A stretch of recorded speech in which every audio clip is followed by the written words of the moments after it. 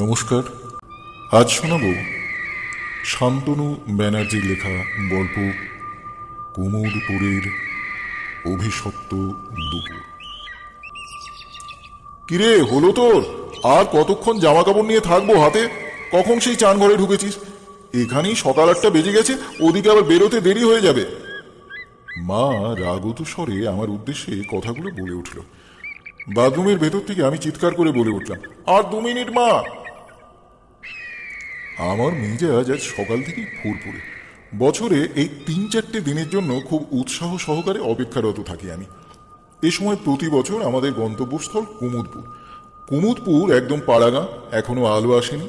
কল্যাণেশ্বরী মন্দিরের সামনে দিয়ে যে রাস্তাটা ডিভিসি ব্যারেজের দিকে এগিয়ে গেছে, তার ঠিক উল্টো দিকে দেন্দুয়া যাবার পথে রাস্তার ডান দিকে পড়বে কুমুদপুর গ্রাম, আমার বড় মামা শ্বশুর বাড়ি।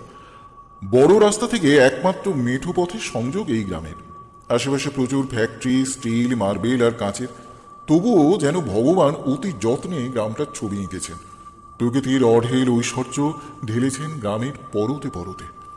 এই নিয়ে বছর 4 হলো প্রতিবার আমি মায়ের সাথে কুমুদপুরে এই বিশেষ সময়টাতে আসি আমার বড় মামা শ্বশুর বাড়িতে। কারণ একটাই, এখানে এই সময়ে প্রতি বছরে ধুমধাম করে মনসা পুজো হয়। দারুণ মজা হয়। ভোরবেলাতে উঠে গ্রামের সকলকে নেমন্তন্ন করতে যাওয়া, তারপর গ্রামের রাস্তায় রাজহাঁসের দুলকি চালে চলা, ছাগলের দুধ, মাটির বাড়ি, প্রতি বাড়িতে গোবর লেপা ও গোবর দিয়ে আলপনা আঁকা, সব মিলিয়ে আমি যেন স্বপ্নের দেশে হারিয়ে যাই। আমি জানি মাও দাঁড়িয়ে দাঁড়িয়ে উপভোগ করেন এই বিশেষ 3 দিন। একদিকে ছেলে স্কুলের পড়াশোনার চাপ, অপরদিকে সংসারের জাবর কাটা থেকে বেরিয়ে প্রকৃতির বিশুদ্ধ বাতাসে মন প্রাণ নতুন করে রিচার্জ হয়ে যায় মার। তাই আমাদের মা ও ছেলের গন্তব্য এখন একমাত্র কুমুদপুর। স্নান সেরে বাইরে বেরিয়ে দেখি মা পুরো রেডি। দ্রুত নিজের জামা প্যান্ট পরে নিয়ে আমি মাকে জিজ্ঞাসা করলাম, মা, এবারে আমরা কতদিন থাকবো ওখানে? মা মুচকি হেসে বললেন, এবারে বেশি দিন থাকা হবে না। তোমার বাবা পরশুদিন অফিসের কাজে বাইরে যাবেন, তাই পরশু সকালের মধ্যেই আমাদের ফিরে আসতে হবে। শুনে আমার মনটা খারাপ হয়ে গেল। কত কিছু প্ল্যান করেছিলাম, কিন্তু তা কি আর হবে? আমার বাবা চিত্তরঞ্জন রেল কারখানার একনিষ্ঠ কর্মী। বাবাকে খুব দরকারি কাজ না পড়লে বাইরে যেতে হয় না। তাই আমি ব্যাপারটার গভীরতা বুঝে চুপ করে থাকলাম। ততক্ষণে বড় মামা আর মামি গাড়ি নিয়ে হাজির হয়ে গেছে বাড়ির সামনে। আমি এক লাফে গাড়ির সামনের সিটে উঠে বসে পড়লাম। এই জায়গাটা কোনোভাবেই ছাড়া যাবে না কারোর জন্য। কাঁটায় কাঁটায় ঠিক 8:30টায় গাড়ি ছেড়ে দিল তার নির্দিষ্ট গন্তব্যের উদ্দেশ্যে। গাড়িতে যেতে যেতে বাইরের দিকে তাকিয়ে আমার মনটা উদাস হয়ে গেল। আমি ভাবসাগরে ডুব দিলাম। আমার নাম সায়ন ব্যানার্জি। এবছর আমার ক্লাস 7 হলো। আগের সব বছরগুলোর কথা যদিও ভালো মনে নেই, তবে আগের বছরের স্মৃতি আমার মনে এখনো যেন টাটকা। মামা শ্বশুর শাশুড়ি, আমার মামা দাদু ও দিদা, এছাড়াও তাদের ছেলে কাঞ্চন মামা ও মামি ও বাড়িতে থাকে। আমার বড় মামিরা 3 বোন। বড় মামি অন্নপূর্ণা, বোনেদের মধ্যেও বড়। তার 2 ছোট বোন বাবলি মাসি ও ডলি মাসিও ওখানেই থাকে।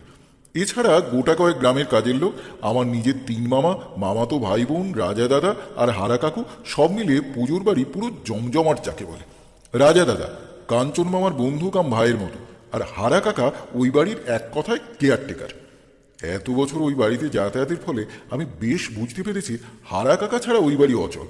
কারণ জুতো সেলাই থেকে চণ্ডীপাঠ সবেতেই হারা কাকার উপস্থিতি বিনা ওই বাড়ির জল এতটুকু গড়ায় না। আমাকে হারা কাকা খুব ভালোবাসে, আবার আমিও হারা কাকাকে। তাই ওই বাড়িতে গেলেই আমার প্রথম কাজ হারা কাকার লেজুর হিসেবে জুড়ে যাওয়া। এর প্রধানত 2টো কারণ। এক, দুষ্টুমির জন্য মায়ের বকার হাত থেকে রক্ষা পাওয়া। আর 2 নম্বর, যেহেতু আমি সকলের ছোট এখানে, তাই মামা মাসি দাদারা আমাকে কেউ ক্যারাম বা তাস খেলতে ডাকে না। তাই হারা কাকার সাথে থেকে পুকুরে মাছ চাষ, ছিপ ফেলে মাছ ধরা দেখা, ফুল তোলা, আবার লুকিয়ে লুকিয়ে হারা কাকার সাথে পাকা মহুয়া ফল খাওয়া দিব্যি চলে। হারা কাকাই আমাকে বলেছে যে এই মহুয়া ফল থেকে দেশি মদ তৈরি হয়। আর শোনার পর থেকেই ফল খেলে আমার মনে হয় যেন মাথাটা ঝিমঝিম করছে। সব মিলিয়ে এক ঐশ্বরিক অনুভূতি। আগের বাড়ি আমি জেদ ধরেছিলাম হারা কাকার কাছে পুজোর সময় বলি দেওয়া দেখব বলে, কিন্তু ছোট বলে হারা কাকা বলেছিল সামনের বছরে লুকিয়ে লুকিয়ে দেখাবে আমাকে। কারণ ছোটদের বলি দেওয়া দেখা বারণ। আর মা যদি গুণাক করেও জানতে পারে একবার, তবে আর রক্ষে নেই। কিন্তু এই অল্প সময়ে এত কিছু কি করে করব ভেবে কুল পেলাম না কোনো। এইসব ভাবতে ভাবতে কখন যে ঘুমিয়ে পড়েছিলাম নিজেও বুঝতে পারিনি। হঠাৎ হ্যাঁচকা ব্রেক কষার ঝাঁকুনিতে তন্দ্রা চটে গেল। দেখলাম ওদের গাড়ি কুমুদপুরের মেঠো রাস্তায় চলে এসেছে, আর সামনে একটা ছাগলের বাচ্চা হঠাৎ চলে আসাতে এই বিপত্তি। পেছন থেকে বড় মামার হুঁশিয়ারি উড়ে এলো, কিরে পিকো, তুই আবার সামনের সিটে বসে ঘুমোচ্ছিস? কতবার বলবো ড্রাইভারের পাশের সিটে বসে ঘুমোতে নেই। আমি কিছু বলার আগেই মামি বলে উঠল, তুমি চুপ করো তো। এমন করে বলছো যেন ওর জন্যই এমন হচ্ছিল। বাচ্চা ছেলে ঘুমিয়ে পড়েছে, তাতে ওর দোষ কি? এই বলে আমার দিকে স্নেহমাখা কথা ছুঁড়ে দিলেন, না রে তুই বসে থাক ওখানে, তোর মামার আবার বেশি বেশি। ব্যাস, বড় মামা স্পিকটি নট। আর আমি আর চোখে একবার ড্রাইভার কাকুকে দেখলাম। তিনিও মুচকি হেসে আমার দিকে চোখ টিপে গান চালিয়ে দিলেন গাড়িতে। তার মিনিট দশেকের মধ্যে আমরা সোজা কুমুদপুর বারোয়ারিতলার পাশ ঘেঁষে ডান দিকের অপেক্ষাকৃত ছোট গলির মধ্যে ঢুকে পড়লাম। আর ড্রাইভার কাকু পোঁ পোঁ করে হর্ন বাজাতে বাজাতে একেবারে 3 মহলা বাড়ির সামনে এনে গাড়ি দাঁড় করালো। মা বলে উঠল, যাক বাবা, তাও 9:30-র মধ্যে পৌঁছানো গেল, নাহলে পিকু যা শুরু করেছিল 12টাতেও পৌঁছতো না হয়তো। সারা গ্রামে একটি পাকা বাড়ি, তাও আবার 3 তলা। মামা দাদুরা নাকি একসময় বিশাল বড় লোক ছিলেন শুনেছি। দাদুর বাবার আমলেও নাকি লেঠেল পোষা হতো ডাকাতদের হাত থেকে বাঁচতে। হারা কাকার বাবা নিজেও একজন বিশ্বস্ত লেঠেল ছিলেন নিজের সময়। অনেকটা ছোটখাটো জমিদার ছিলেন দাদুর পিতা, পিতামহ, প্রপিতামহ। ওনাদের 7 পুরুষ ধরে বাস এখানে। এখন অবশ্য দিন বদলেছে, আগেকার সেই জৌলুস অনেকটাই ফিকে। তবুও এখনো যা আছে, আরো 5 পুরুষ বসে খেয়ে যেতে পারবে। সবজি, ফুল, মুরগি, ছাগল, মাছ, মহুয়া সব বাড়ির লাগোয়া জমি ও পুকুরেই চাষ হয়। প্রত্যেকটির জন্য আলাদা আলাদা লোক রাখা আছে। আর হারা কাকা সবকিছু সুপারভাইজার হিসেবে দেখাশোনা করে। তবে সবচেয়ে বেশি ইনকাম বোধহয় ওই দেশি মদ থেকে, যা বাড়ির পেছনে লাইসেন্সপ্রাপ্ত নিজস্ব কারখানায় তৈরি হতো। হারা কাকা এটার প্রতি খুব তীক্ষ্ণ দৃষ্টিতে নজর রাখত, যাতে কোনোভাবে কিছুই বেহাত না হয়ে যায়। এখানে আমার ঢোকাও ছিল বারণ। গাড়ি থামতেই আমি এক ছুটে ভেতরে চলে এলাম। মামা দিদা আমার গাল টিপে কপট রাগ দেখিয়ে বললেন, এই বুঝে আসার সময় হলো, যা তাড়াতাড়ি সকালের টিফিনটা করে নে। তারপর মায়ের দিকে তাকিয়ে বললেন, কি ডলি, এতক্ষণে তোমাদের সময় হলো বুঝি? আমি ততক্ষণে রান্নাঘরের সামনে, খিদে পেট যত না জ্বলছে তার চেয়েও বেশি হলো চিন্তা। এক মুহূর্ত সময় নষ্ট না করার চিন্তা। কোনো ক্রমে লুচি ও বেগুন ভাজা মুখে পুড়ে সোজা বাগানে হাজির হলাম হারা কাকার খোঁজ করতে। বেশি খোঁজাখুঁজি করতে হলো না আমার। দেখলাম পুকুর পাড়ে এক মনে হারা কাকা ছিপ নিয়ে বসে আছে। এক ছুটে দৌড়ে হারা কাকার কাছে পৌঁছে গেলাম। আমাকে দেখে হারা কাকা পোকলা দাঁতের একগাল হাসি হেসে ইশারায় পাশে বসতে বলে ইশারায় জিজ্ঞাসা করলো কখন এসেছে। হারা কাকার কাছে আমি আগেই শুনেছি মাছ ধরার সময় জোরে কথা বলা বারণ, তাই ফিসফিসে আসার সময় বলে চুপ করে ভ্যাঁদনার দিকে তাকিয়ে রইলাম। হারা কাকা পুকুর থেকে 3টে চারাপোনা তুলে বলল, চলো পিকুবাবু, তোমাকে সব ঘুরিয়ে দেখাই আগে। আমিও হারা কাকার পিছু পিছু কথা বলতে বলতে পুরো বাগানময় ঘুরতে লাগলাম। বাগানে কত রকমের যে নাম না জানা ফুল ফুটেছে আমি জানি। আমার সমস্ত প্রশ্নের উত্তর একমাত্র হারা কাকার কাছেই আছে। আজ পর্যন্ত বিরক্ত হতে দেখলাম না ওনাকে। এইভাবে ঘুরতে ঘুরতে কখন যে সকাল গড়িয়ে প্রায় দুপুর হতে চলেছে বুঝতেই পারিনি। হঠাৎ দূর থেকে মায়ের গলা যেন পেলাম, পিকু তাড়াতাড়ি আয়, বেলা বয়ে যাচ্ছে যে, আর কতক্ষণ রোদে রোদে ঘুরবি? আমি চমকে পিছনে ঘুরে দেখলাম আমার সাথে হারা কাকাও শুনেছিল মায়ের ডাক, তাই বলল, যাও পিকুবাবু, এবারে ঘরে যাও, আবার বিকেল বেলাতে না হয় এসো আমার কাছে, তখন তোমাকে আমি পাকা মহুয়া খাওয়াবো। আমি হারা কাকার কাছ থেকে উঠে ঘরের দিকে হাঁটা লাগিয়ে আবার পিছন ফিরে বললাম, হারা কাকা, কালকে কিন্তু আমাকে পুজোর বলি দেওয়া দেখাতে হবে, মনে আছে তো তোমার? হারা কাকা আবার ফোকলার দাঁত বার করে হাসি হেসে আমায় টাটা করে নিজের কাজে ডুবে গেল। বাগান থেকে ফিরে কলতলায় হাত পা ধুয়ে সোজা এক ছুটে ঘরের ভেতরে ঢুকলাম। এই ঘর আমার হাতের তালুর মতো চেনা। মা বলতো এটা একটা ছোটখাটো জমিদার বাড়ি, সত্যি প্রায় তাই। প্রতি তলায় 8টা করে কামরা আছে। নিচের তলায় বাড়ির প্রত্যেকের একটা করে নিজস্ব কামরা। উপরের তলায় 8টা কামরা, যার মধ্যে 4টি কামরা বন্ধ থাকে সারা বছর, আর এই পুজোর সময় সকলের জন্য তা খুলে দেওয়া হয়। মাটিতে ঢালাও বিছানা করে সে এক এলাহি ব্যাপার। বাকি 4টে কামরার মধ্যে 2টি কামরা মামা দাদু ও দিদার, একসাথে ভেতর থেকে সংযুক্ত। একটি কামরায় সকলে মিলে ক্যারাম, তাস ও আড্ডা দেওয়ার জন্য মামারা রেখে দিয়েছে। লুকিয়ে লুকিয়ে সিগারেটও খাওয়া হয় সেখানে, আমি দেখেছিলাম। আমি ছোট বলে কেউ খেলাতে নেয় না, খালি দাঁড়িয়ে দাঁড়িয়ে দেখি। আর স্ট্রাইকার বা গুটি বোর্ডের থেকে ছিটকে নিচে পড়ে গেলে আমার কাজ ছিল তা কুড়িয়ে এনে দেওয়া। অপর কামরাটা আমি সব সময় বন্ধই দেখেছি, একটা বিশাল বড় লোহার তালা লাগানো দরজাতে। মনে হয় যেন 10 বছর হয়ে গেছে কামরাটা খোলাই হয় না। কাউকে জিজ্ঞাসা করে কোনো লাভ হয়নি, কারণ আমি বুঝেছি ওই কামরা সম্বন্ধে জিজ্ঞাসা করলে সকলে কেমন যেন প্রশ্নটা এড়িয়ে যায়। বাড়ির 3 তলাতে মাত্র 4টে কামরা, সেখানেও একটা কামরা খেলার জন্য খুলে নিয়েছে মামা দাদারা, আর বাকি 3টেতে তালা বন্ধ। যদিও অত্যধিক লোক হলে ওই কামরাগুলো খুলে থাকার ব্যবস্থাও করা হয়। এই বাড়িটার সব ভালো লাগে আমার, শুধু ভালো লাগে না জানলাগুলো। এইটুকু এইটুকু জানলা, তাও হাতের অনেক ওপরে, বেশি আলো আসে না। ঘরের মধ্যে সবসময় কেমন একটা আধা আলো আবছায়া ভাব। দিনের বেলাতেও কিছু ভালো করে খুঁজতে গেলে টর্চ বা হারিকেন বা নিদেন পক্ষে ছোট কুপি ভরসা। ঘরগুলোর মধ্যেও কেমন যেন ভ্যাবসা গন্ধ ছড়িয়ে থাকে সবসময়, বিশেষ করে নিচের তলার ঘরগুলোতে। আমি তো ঘরে ছুটে ঢুকে পড়লাম, কিন্তু এসে মাকে দেখতে পেলাম না। শুধু মা কেন, কাউকেই তো দেখতে পাচ্ছি না কোনো ঘরে। কিন্তু মা যে আমাকে ডাকলো, ঘড়ির দিকে তাকিয়ে দেখি প্রায় 12টা বাজে। এই সময় সকলে কোথায় গেল? 8খানা ঘর দেখে ফিরে ভেতর বারান্দায় এসে হাঁপাতে লাগলাম। বার কয়েক মা, মামি, মামা দাদু, মামা দিদা বলে চিৎকার করেও কোনো লাভ হলো না, কেউ কোথাও নেই। এরকম তো কখনো হয় না, আমাকে ডেকে মা তো কখনো এরকম ভাবে চলে যায় না। কিছুই মাথায় ঢুকছে না, কি করি? বাইরে গেল নাকি? ধরতেরি, আমি আরো কিছুক্ষণ বাগানে থাকতে পারতাম। কি করব কি করব ভাবছি, এমন সময়ে হঠাৎ করে মনে হলো যেন উপর থেকে ক্যারাম পেটানোর আওয়াজ আসছে না। ঠিকই তো, স্ট্রাইকারের শব্দ বেশ শুনতে পাচ্ছি, দোতলা থেকেই আসছে যেন। বুঝেছি, কেউ না থাকার সুযোগে মামা দাদারা ক্যারামের আসর বসিয়ে দিয়েছে। কিন্তু আমি যে এতবার ডাকলাম, কেউ সাড়া দিল না কেন? একবার উপরে গিয়ে ব্যাপারটা দেখে আসতে হয় নিজের চোখে। যেমন ভাবা তেমনি কাজ, চট করে সিঁড়ি দিয়ে দোতলাতে উঠে গেলাম। দোতলাতে উঠতেই বুঝতে পারলাম সিঁড়ির মস্ত বড় শাল কাঠের দরজাটা সজোরে দড়ম করে বন্ধ হয়ে গেল। আমি 2 সেকেন্ড হতভম্ব হয়ে দাঁড়িয়ে রইলাম। এত বড় ভারী দরজাটা কি করে নিজে থেকে বন্ধ হয়ে গেল তা বোধগম্য হলো না কিছু। গাটা একটু ছমছম করে উঠল ঠিকই, তবে ক্যারাম খেলার শব্দে আর নিজের ভেতরের উত্তেজনায় তার বেশিক্ষণ ধোপে ঠিকল না। দৌড়ে চলে গেলাম সোজা ক্যারাম যেখানে রাখা আছে সেই ঘরে। দরজাটা ভেজানোই ছিল, হাট করে খুলে দিতেই ওমা, কেউ তো নেই, ঘর তো ফাঁকা। ক্যারাম বোর্ড পড়ে আছে এক পাশে, কেউ কোথাও নেই। তাহলে যে শব্দ শুনছিলাম আমি, না কিছু একটা গোলমাল হচ্ছে। ব্যাপারটা কি খুলতাই করতে হয়? আমাকে ভয় পাওয়ানোর আয়োজন নয় তো? নিশ্চয়ই কোথাও লুকিয়ে পড়েছে সবাই। দরজা বন্ধ হবার আওয়াজে এদিকে ওদিকে লুকিয়ে পড়েছে বেটারা। দাঁড়াও, মা আসুক, তোমাদের দেখাচ্ছি মজা। কিন্তু দরজা বন্ধ হওয়ার পরও তো স্ট্রাইকারের আওয়াজ পেলাম।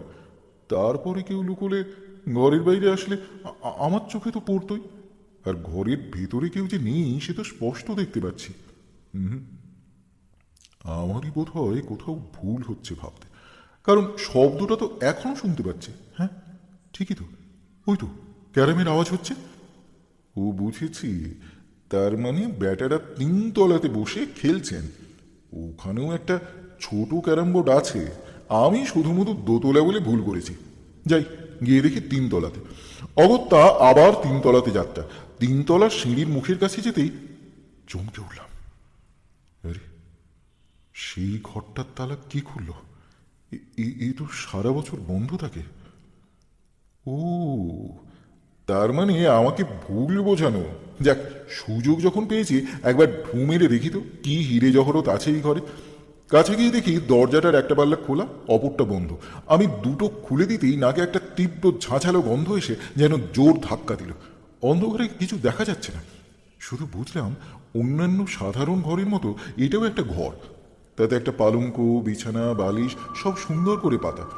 আর বেশি কিছু দেখা যাচ্ছিল না, তবে গা দিয়ে হঠাৎ যেন একটা ঠান্ডা স্রোত নেমে গেল। দেখলাম কপাল দিয়ে ঘাম ঝরছে আমার। আমি আবার দরজাটা যেরকম ছিল সেরকম করে রেখে দিয়ে আস্তে আস্তে উপরে 3তলায় উঠে গেলাম।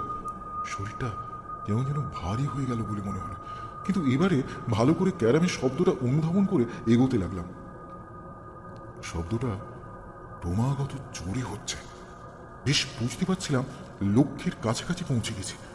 কিন্তু আবার যেই তিনতলাতে পা দিলাম সিঁড়ির দরজাটা আবার একই রকম ভাবে বন্ধ হয়ে গেল। মনটা হঠাৎ ছ্যাঁক করে উঠল। বুঝতে পারলাম এবারে এবারে আমার ভয় করছে, ভীষণ ভয় করছে। তাও সাহস করে সামনে গিয়ে ঘরগুলোতে খুঁজতে শুরু করে দিলাম। কি হচ্ছে আজকে কে জানে। এখানেও কেউ কোথাও নেই। এতগুলো মানুষ কোথায় গেল? রাজাদা, ও রাজাদা, কেন করছো তোমরা আমার সাথে? আমার ভয় করছে, এবারে এসো না বলে ডাকছি সকলকে, কিন্তু কেউ কোথাও নেই, কেউ আসছে না। কিছুক্ষণ হতভম্বের মতো দাঁড়িয়ে থাকলাম ঘরটাতে। বেশ বুঝতে পারছি দেশটায় ছাতি ফেটে যাচ্ছে, ওদিকে কুলকুল করে ঘেমে চলেছে, কিন্তু কি করব, নিজেও তো যেতে পারছি না। কেরম শব্দটা আরো জোরে হচ্ছে কানে, এবারে মনে হচ্ছে কান ফাটিয়ে দেবে। কিছুক্ষণ ধরে মনটাকে শান্ত করে শক্ত করলাম, না নিচে তো নামতেই হবে। একবার যদি নিচে নামতে পারি তাহলে সোজা হারা কার কাছে। হারা কাকার নামটা মনে পড়তেই অনেকটা সাহস মনে চলে এলো।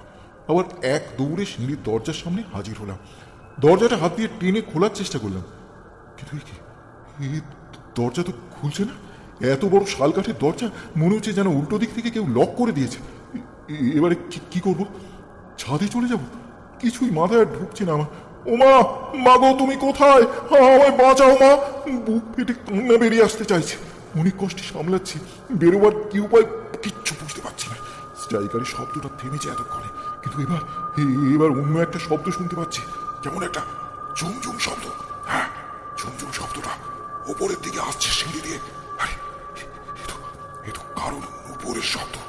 মেরুদণ্ড দিয়ে হিমের স্রোত নেমে গেল। শব্দটা অনেকটা কাছে মনে হচ্ছে। আর সময় নেই, আমি পড়ি কি মরি করে এক ছুটে সোজা ছাদে। কিন্তু হয় আজকে ভাগ্য আমার অসহায়, ছাদের দরজাটাও যথারীতি বন্ধ হয়ে গেল। এবারে কি করবো? অথচ নুপুরের শব্দ আরো কাছে, যেন ঠিক আমার পেছনেই আসছে সিঁড়ি বেয়ে। কিন্তু যে আসছে সে তো দরজায় কোনো বাধা পাচ্ছে না, আমি তো দরজা খোলার আওয়াজ পাচ্ছি না কোনো। তবে কে সে? কে সে? আমার মাথার ঠিক নেই। হঠাৎ মনে হলো, আরে চিলে কোঠার দরজা তো ছাদের উপরে, ওখানে লুকিয়ে থাকবো। যেমন ভাবা তেমনি কাজ, কারণ আর কিছুই নয়। চিলে কোঠার ঘরে ভেতরের দিকে দেওয়ালটা এমনভাবে জানলার মতো করে কাটা যে উঁকি দিয়ে ওখান থেকে পুরো সিঁড়িটা দেখা যায় নিচ পর্যন্ত। ওখানে গেলে দেখতে পাবো কেউ এলো কিনা, আর ওপর থেকে চেঁচাতে পারবো। কিন্তু ওই ঘরের দরজাও যদি বন্ধ হয়ে যায়, কি করবো ভাবতে ভাবতে ছাদের উপরে পড়ে থাকা একখানা আদলা ইঁটের দিকে নজর পড়ে গেল। সাথে সাথে দৌড়ে ইঁটটা তুলে নিয়ে চিলেকোঠার ঘরে ঢুকে গেলাম। দরজাটা বন্ধ হবার আগেই একটা পাল্লার নিচে ইঁটটা রেখে দিলাম, যাতে দরজাটা বন্ধ না হয়ে যায়। ঘরে ঢুকে দেখি ক্যারাম বোর্ডটা চিলেকোঠার ঘরে রাখা, কিন্তু কেউ নেই। আমি বেশ বুঝতে পারছি একটা দম বন্ধ করা ভয়ঙ্কর পরিবেশে আটকা পড়ে গেছি। কিছুক্ষণ সব চুপচাপ, কিন্তু তারপরে যে ঘটনাটা ঘটল তার জন্য একেবারেই অপ্রস্তুত ছিলাম আমি। হঠাৎ আবার নুপুরের শব্দ শুরু হলো, ঠিক যেন কোনো মহিলা হেঁটে আসছে। আমি সাথে সাথে জানলার খোলা জায়গা দিয়ে মাথা গলিয়ে স্পষ্ট দেখতে পেলাম এক অচেনা মহিলা সিঁড়ি দিয়ে উঠে আসছে। তবু আমি শুধু তার মাথার খোলা চুল ছাড়া কিচ্ছু দেখতে পাচ্ছিলাম না উপর থেকে। আমি চেঁচিয়ে উঠলাম, কে আছো, বাঁচাও আমাকে। কিন্তু তার উত্তর যা পেলাম তাতে আমার হাড় হিম হয়ে গেল। আচমকা দেখি মহিলা মাথা উঁচু করে আমার দিকে তাকালো, আর মুখ দিয়ে এক বিকট খড়খড় আওয়াজ বের করতে লাগলো। মহিলার মুখ বলে কিছুই ছিল না, শুধু মাথার চুলগুলো ছাড়া। মুখটা পুরো কালো গাঢ় অন্ধকার। এর ওই বিকট আওয়াজ, ওটা হাসি না কান্না না অন্য কিছু বুঝে ওঠার আগে আমার মাথায় সাঁ করে আদলা ইঁটটা তীব্র গতিতে জানলার খোলা জায়গা দিয়ে নিচের দিকে নেমে গেল। সাথে সাথে একরাশ অন্ধকার করে দরজাটা বন্ধ হয়ে গেল। আমি ছুটতে গিয়ে দরজা খোলার চেষ্টা করতে লাগলাম, আর প্রাণপণে মাকে ডেকে যাচ্ছিলাম। দরজা কিছুতেই খুলতে না পেরে দরজার পাশে দাঁড় করানো খিলটাকে নিয়ে গায়ের সর্বশক্তি দিয়ে দরজায় বাড়ি মারতে লাগলাম। ভাগ্যদেবী বোধ হয় একটু প্রসন্ন হলেন। একদিকে পাল্লাটা কমজোরি ছিল, খিলের বাড়িকে পাল্লাটা কাত হয়ে গেল। আমি আর কাল বিলম্ব না করে ভাঙা জায়গা দিয়ে বাইরে বেরিয়ে আসলাম। তারপর একবার ছাদের এক কোণা থেকে অপর কোণা ছুটে বেরোতে লাগলাম। ছাদের দরজা ভাঙা বা খোলার মতো সাহস বা গায়ের জোর কিছুই আমার ছিল না। উদ্ভ্রান্তির মতো খালি ছুটতেই থাকলাম, কিন্তু তাতেও কি আর শান্তি পেলাম? আচমকা মনে হলো যেন মহিলা আমার পেছনে দাঁড়িয়ে আছে। আমি যত ছুটছি নুপুরের ছনছন শব্দ তত জোরে হচ্ছে। মনে হচ্ছে যেন ঠিক আমার পেছনেই সে ছুটে চলেছে। আমি প্রাণপণ করে একবার এধার আর ওধার ছুটে চলেছি। এখন আর ঘাম বেরোচ্ছে না, চোখ থেকে অঝোর ধারায় জল বেরোচ্ছে, আর মুখ থেকে কান্না ও চিৎকার মিলেমিশে একটা ঘুমানোর মতো আওয়াজ বেরোচ্ছে। মা বলার চেষ্টা করছে কিন্তু পারছি না। হারা কাকা বলার চেষ্টা করছে, তাও পাচ্ছি না। গলা থেকে কোনো আওয়াজ বেরোচ্ছে না, আর পাচ্ছি না। হঠাৎ হঠাৎ চোখে পড়ল টিভি অ্যান্টেনাটা। সামনে গিয়ে অ্যান্টেনার ওপারে উঁকি দিয়ে দেখতে পেলাম দোতলা থেকে শুরু হওয়া ঘরের ছাউনির পোল্ট্রি ফার্মটা। ছাদের চারপাশে আমার প্রায় বুক ও কোমরের সমান উঁচু করে দেওয়াল দেওয়া। আর কিছু ভাবতে পারছিলাম না। হুমড়ি খেয়ে ঝুঁকে পড়লাম ছাদের নিচে। এক হাতে অ্যান্টেনা ধরে রইলাম। আমার পা দুটো শূন্যের ছাদের উপরে, আর কোমর থেকে মাথার নিচে মাটির দিকে ঘরের ছাউনির ওপরের দিকে। মাথার কাজ করছিল না। ক্রমাগত মনে হচ্ছিল আমার পা ধরে যেন কেউ টেনে ধরে আছে, না হলে আমার কখন নিচে পড়ে যাবার কথা। এইভাবে কতক্ষণ ছিলাম জানি না। একসময় নিচে নেমে এক চটলার আওয়াজ কানে এলো। কোনো রকমে দেখলাম সকলে ঘরে ফিরেছে, উঠোনে দাঁড়িয়ে গল্প করছে। প্রাণপণে নিজের শেষ শক্তি দিয়ে মা বলে চেঁচিয়ে উঠলাম। তৎক্ষণাৎ সকলে মিলে ওপরে তাকিয়ে আমায় দেখতে পেল। আমি সকলের চিৎকার শুনতে পারলাম। আমার মা বিস্ময়ে স্থানুগত হয়ে গিয়েছিল। মাকে আমি বলছি, মা আমি আসছি, এখানেই ঝাঁপ দিচ্ছি, আর পাচ্ছি না। কিন্তু ঝাঁপ আর দিতে পারলাম না। আমার পা যেন অদৃশ্য চুম্বক দিয়ে কেউ আটকে রেখেছে উপরে, ওরকম ভাবেই ঝুলে থাকলাম। তারপরের কিছুক্ষণের মধ্যেই বাবলি মাসি দৌড়ে এলো, আমাকে টেনে তুলল। তারপর কোলে নিয়ে প্রায় দৌড়তে দৌড়তে নিচের দিকে নামতে লাগলো। আমি কাঁদতে কাঁদতেই জিজ্ঞাসা করলাম, দরজাগুলো খুলছে কি করে? আবার আশ্চর্যের ব্যাপার, আমরা একটা করে তলা নামতেই আবার দরজাগুলো বন্ধ হয়ে গেল নিজে থেকে। বাবলি মাসি কোনো জবাব না দিয়ে শুধুমাত্র ও কিছু না বলে আমাকে নিয়ে সোজা নিচে নেমে এলো। নিচে মাকে দেখে মায়ের কোলে উঠে আমি জ্ঞান হারালাম। জ্ঞান যখন ফিরল, দেখলাম নিচের একটা ঘরে শীতল পাটির উপরে শুয়ে আছে। আমার মাথার কাছে মা, মামা দিদা, বড় মামি সকলে বসে আছে। মা একটা হাত পাখা জোরে জোরে হাওয়া করছে। আমার জ্ঞান ফিরতে মা আমাকে জড়িয়ে ধরে হাওমাম করে কেঁদে উঠে বলল, আমায় ক্ষমা কর পিকু, শোনা, আমার তোকে সাথে করে নিয়ে যাওয়া উচিত ছিল, কিন্তু ভাবলাম তুই তো হারাদার সাথেই আছিস, তাই আর তোকে নিইনি। খুব ভুল করেছি আমি, খুব ভুল করেছি। এমন জানলে আমার নিয়ে যাওয়াই উচিত ছিল। আমি কিংসরে বললাম, কোথায় গিয়েছিলে মা তোমরা? মা উত্তর দেওয়ার আগেই মামি বলে উঠল, আসলে আমরা গ্রামের সব বাড়িতে পুজোর নেমন্তন্ন করতে গিয়েছিলাম রে। আসতে একটু দেরি হয়ে গেল, কিন্তু বুঝতে পারিনি যে তুই এরকম কাণ্ড বাঁধাবি। বেশ তো ছিলিস হারাদার সাথে, আমরা এসে তোকে ডেকে নিয়ে আসতিস এই ঘরে। আমি ফের কিছু বলার আগেই হারা কাকার কণ্ঠস্বর শুনতে পেলাম, কি বলছো দিদিমণি? পিকুবাবুর মাই তো ওকে ডাকলো ঘরে আসার জন্য, তারপরেই তো আমার কাছ থেকে ঘরে চলে এলো। মা চারপর নেই বিস্মিত হয়ে বলল, না, আমি তো ওকে ডাকিনি, আমি তো ভেবেইছিলাম যে ফিরে এসে ওকে ডাকবো। হারা কাকা অস্ফুট স্বরে বলে উঠল, তাহলে কি নিশির? কথাটা শুনি আমার সারা গায়ে আবার কাঁটা দিয়ে উঠল। আমি প্রাণপণে মাকে জড়িয়ে ধরে কাঁদতে শুরু করলাম। আমি আর এখানে থাকবো না, আর এখানে থাকবো না, এক্ষুনি বাড়ি চলো মা, আমি আর থাকবো না। মা আমাকে বুকে জড়িয়ে নিয়ে বলল, তোর বাবাকে খবর দেওয়া হয়েছে, এক্ষুনি এসে পড়লো বলে, ততক্ষণে দুমুটো খেয়ে নে শোনা আমার। 1 ঘন্টার মধ্যে বাবা গাড়ি ভাড়া করে নিয়ে চলে আসিল। আমাকে আর মাকে নিয়ে বাবা ফিরে চলল বাড়ির দিকে। পেছনে পড়ে রইল আমার সাধের গ্রাম কুমুদপুর, মনসা পুজো, বলি দেওয়া দেখা, আর আমার অত্যন্ত প্রিয় হারা কাকা। গাড়িতে ওঠার সময় পরিষ্কার দেখেছিলাম হারা কাকার চোখের কোণাটা চিকচিক করছে। হয়তো বুঝতে পেরেছিল যে এই জন্মে আর আমার সাথে তার দেখা হবে না। এই ঘটনার প্রায় 10 বছর আমি আর কুমুদপুর মুখ হইনি। প্রতিজ্ঞা করেছিলাম যে আর কখনো অমুখ হব না। কিন্তু 10 বছর পর যখন হারা কাকার মৃত্যু সংবাদ পেলাম, আর নিজেকে সামলাতে পারলাম না। আমি আর বাবা দুজনেই গিয়েছিলাম। না গেলে হয়তো নিজের কাছেই ছোট হয়ে যেতাম সারা জীবনের জন্য। তবে হ্যাঁ, ওপরে উঠবার দুঃসাহস আর দেখাতে পারিনি। তবে নিচেই ছোটবেলার সেই স্মৃতি খুলে দিল এক অজানা ঘটনার তার। শুনতে পেলাম ঘটনার পেছনের আসল ঘটনা। আমার বড় মামির চেয়েও নাকি এক বড় মেয়ে ছিল মামা দাদু আর দিদা। ঘটা করে মেয়ের বিয়েও দিয়েছিলেন, কিন্তু শ্বশুর বাড়ি সুবিধা হয়নি। সারাদিন রাত অশান্তি লেগেই থাকতো, আর তাই একদিন রেগে মেগে সব ছেড়ে দিয়ে চলে এলো বাপের বাড়িতে। 7 দিন পর স্বামীও রাগ ভাঙিয়ে বউকে নিয়ে যেতে এলো। অনেক কথা হলো, গল্পও হলো। রাতে দোতলার ওই ঘরটাতে স্বামী স্ত্রীকে ঘর সাজিয়ে থাকতে দেওয়া হয়েছিল। সকালবেলায় কেউ ঘুম থেকে উঠছে না দেখে মামাদিদা নিজে ডাকতে যান ওদেরকে। গিয়ে দেখেন দরজার একটা পাল্লা খোলা ও আর একটা পাল্লা ভেজানো। পাল্লা খুলে তিনি আটকে ওঠেন, দেখেন মেয়ের নিথর শরীর পড়ে আছে বিছানায়, জামাই পলাতক। রাতের অন্ধকারে মেয়েকে গলা টিপে খুন করে জামাই গা ঢাকা দিয়েছে। এরপরে থানা পুলিশ সব হয়েছে, কিন্তু জামাইয়ের কোনো খোঁজ কেউ পায়নি। আর সেই মেয়ের অতৃপ্ত আত্মা নাকি ঘরময় ঘুরে বেড়ায়, তবে আমার আগে নাকি আর কারোর কোনো ক্ষতি করেনি। আমি সব শুনে চুপ করে উঠে এলাম। গাড়িতে আস্তে আস্তে ভাবছিলাম, যদি আমার ক্ষতি করার ইচ্ছে থাকতো তার, তাহলে কেন আমায় মারল না? আমার পা দুটো পেছন থেকে আটকে কে রেখেছিল? নিচে ঝাঁপাতে গিয়েও কেন পারছিলাম না আমি? আমাকে কি সত্যি আটকে রেখেছিল সে? তাহলে তো আমায় বাঁচিয়েছে সে।